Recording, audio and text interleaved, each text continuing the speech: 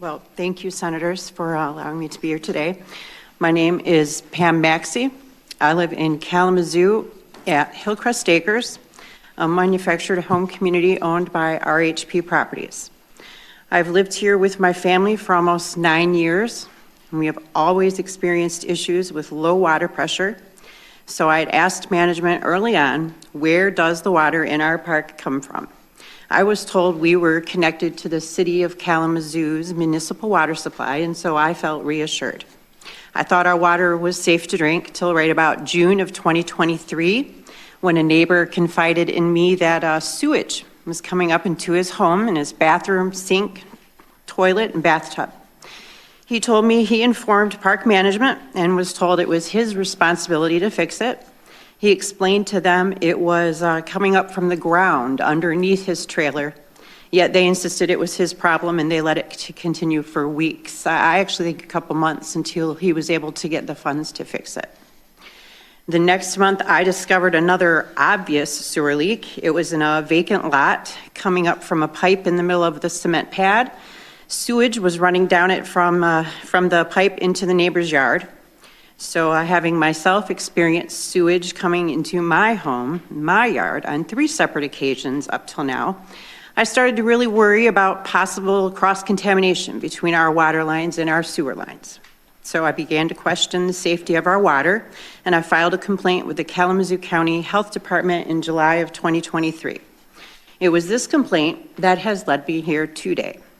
The health department took my complaint about the sewer, told me I had to contact Eagle for my water concerns, as they are the governmental authority that regulates all water supplies in Michigan. I filed a complaint with Eagle, and then I learned that even they could not come in and test the water in my community. I didn't understand how this could even be, and I had to find out why no one could. This is what I learned: licensing and regulatory affairs, LARA.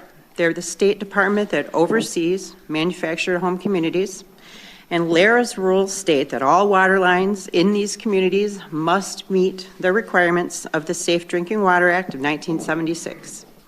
On page 1 of the Safe Drinking Water Act, it gives Eagle the authority to regulate public water supplies. The problem is that Hillcrest Acres, many communities like mine, we have water systems that are excluded from the definition of public water supplies. The City of Kalamazoo provides water to our community office, and from there it goes through the community's privately owned distribution system, and this is what is called customer site piping.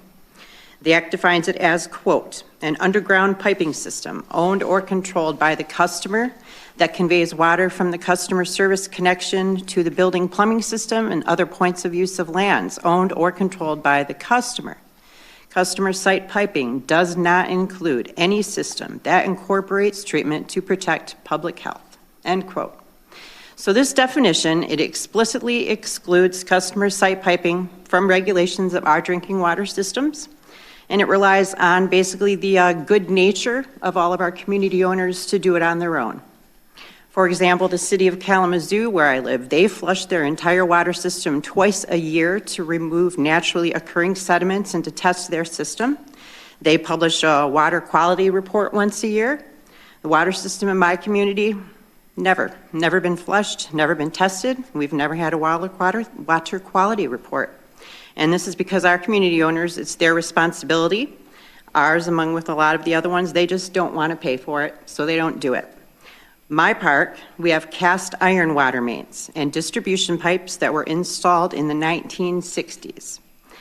The pipe that I had everyone hopefully had a chance to look at is a portion of a pipe coming from the distribution or the water distribution that goes to a resident's meter.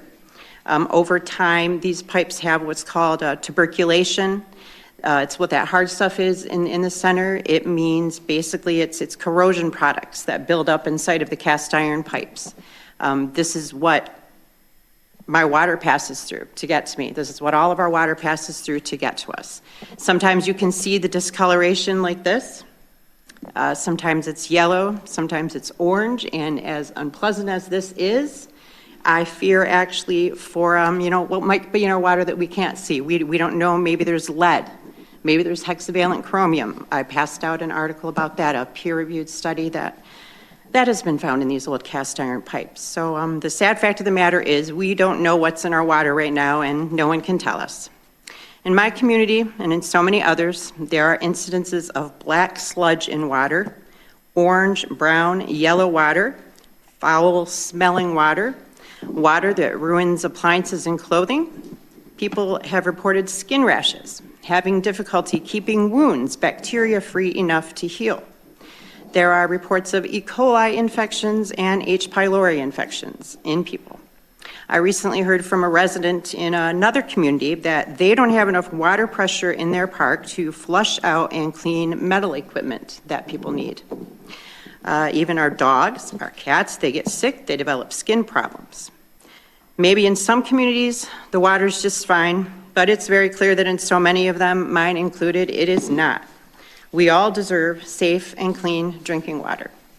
And so lastly, I just want to say that this unregulated bad water is really just the tip of the iceberg.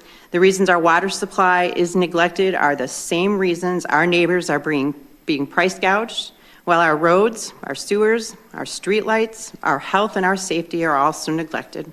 I'm testifying in support of Senate Bill 920 to amend the Safe Drinking Water Act, and Senators, I urge you to please pass Senate Bill 920 and make sure it passes with Senate Bills 486 through 490 to get it passed into law this year.